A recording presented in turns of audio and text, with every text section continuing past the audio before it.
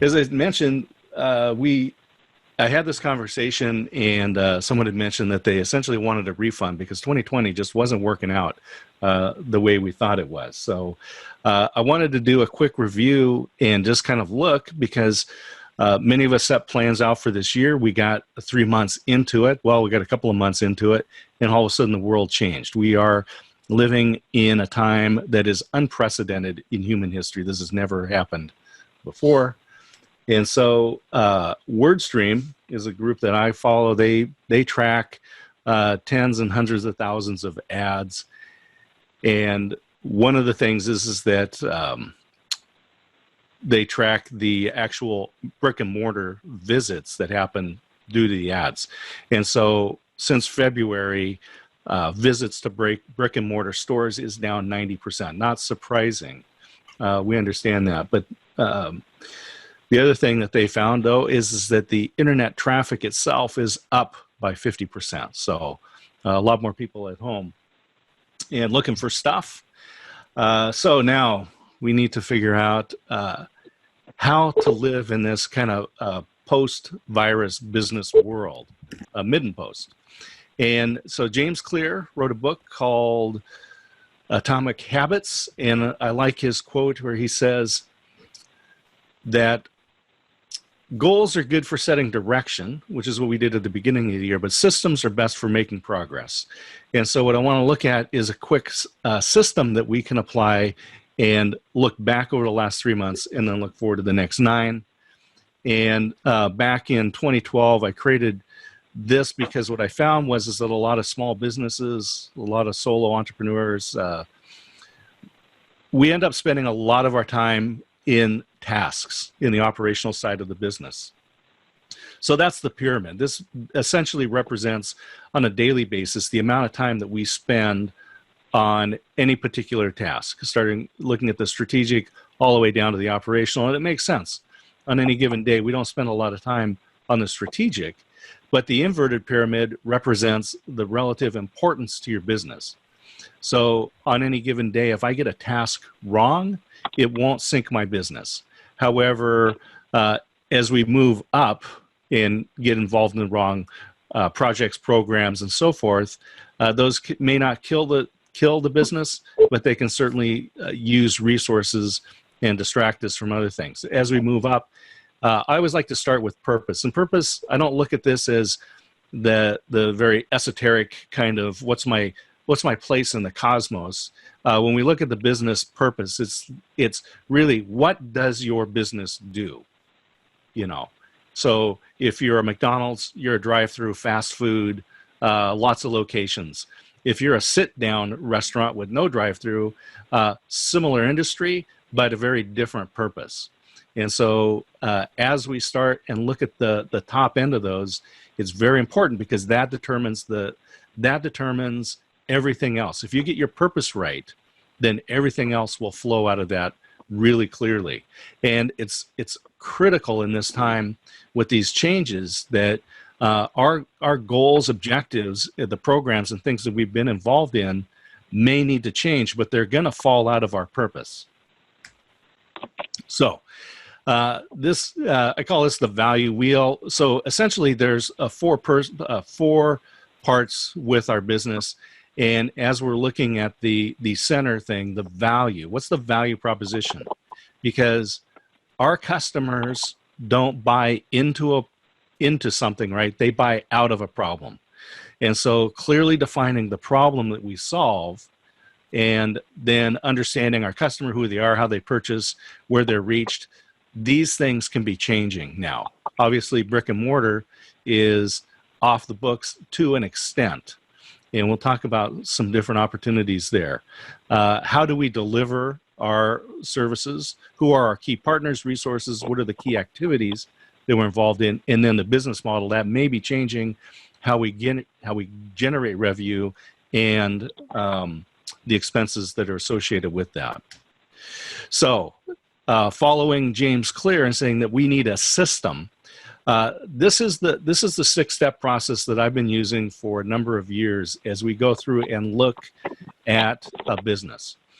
And so in this case, you start with the objective, Then we have a discovery, observation, conclusions, recommendations, and implementations. So we'll go through quickly each one of these then. So the objective in this case is really to break down, you want to go through and break down the first 3 months of 2020. And how has your company fared against plan? I've talked to some folks like a real estate broker, and his business is doing really well. Things haven't really let up for him at all. And other companies obviously have big problems, big changes. And so how can we capitalize on the strengths that we have in a post-COVID-19 world? So this is that objective. Then the discovery, this is just looking at what you have available. What is it that is part of your business? So what is it that generated revenue? And then take an inventory of your products and services and look at those things that require personal contact and non-contact. And we just this is just a laundry list. This is not a, this is more of a brainstorming type opportunity. So don't evaluate those, that will come later. Look at your current products and services and which ones are generating revenue. All right. And one of those things is that those of you that have employees or business partners, you may understand what their skill set is relative to the business, the way it's been. But that is a big pool and opportunity because if you have a number of employees, they may have alternative skills that will be beneficial to your business and to each other. So this is a good time to inventory those as well. Then, based off of this, you're going to make some observations, such as what are the changes in behavior such as the online and physical presence for your business, for your customers. What are their concerns, or what kind of changes in behavior do they have? And what's the effectiveness and the cost of advertising? So I was looking at that word stream information, and one thing is that many businesses are pulling their budgets. And so, say, competition for Google AdWords is it's opening up and providing an opportunity for some people to maybe capture some brain share, some eyeballs at a lower cost. So for those that are able to do that, that's an opportunity that's opened up. All right, so we have this objective. We've gathered our assets through the discovery process. We've just made some observations. Now, what conclusions do we have? We have data. So what changes make sense for the business? And what about our products and services that we need to put on hold or we're going to continue? Which ones are obsolete? And what new things can we do?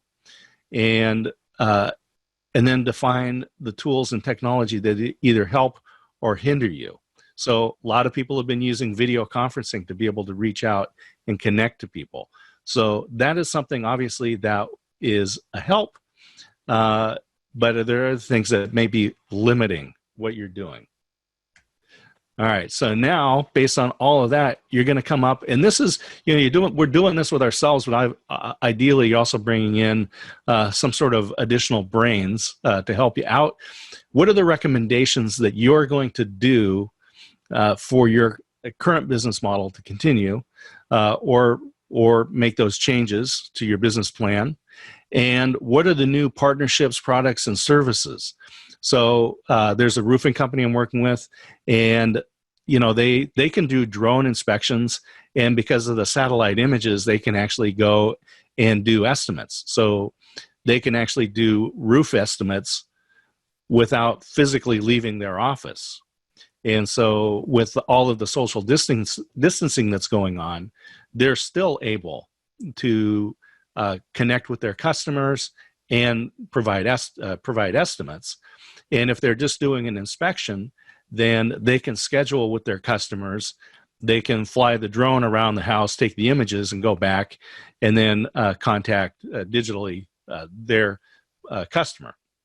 And so, again, living within the social distancing that we have.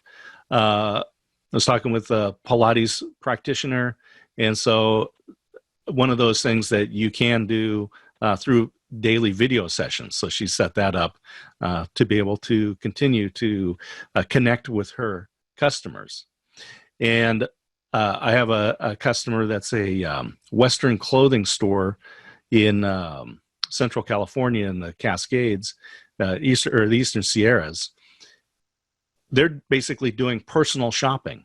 So customer calls and says, hey, I need boots. Can I get, yes, well, you know, and so they're basically getting a personal shopping experience. And actually they had a record sales day going through that. So it was encouraging, even amidst all of the changes that are going on. So this is the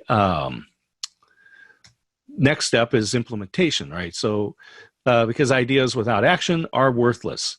We may need, now if we focused in on what the purpose of the business is, we've looked at the mission in the vision, maybe it's the goals and objectives that we need to modify. We need to take a look at what those are and change those relative to all of this data that we've gathered, and come up with an actual implementation system. And again, I mentioned it's having somebody to bounce these ideas off of. This is a really bad time for isolation. And so through tools like Zoom, phone calls, email, text, whatever it is that you can connect up with somebody who's going to help you get those, you know, say I get these ideas and inside the vacuum of my head, they sound really good. But then when I contact my advisors, my mentors, and share those ideas, sometimes they sound good, and many times, once they escape my head, they're not as cool. So, and then they'll also hold me accountable to make sure that I am, in fact, implementing what I need to do. So these are the 6 steps that we want to go through.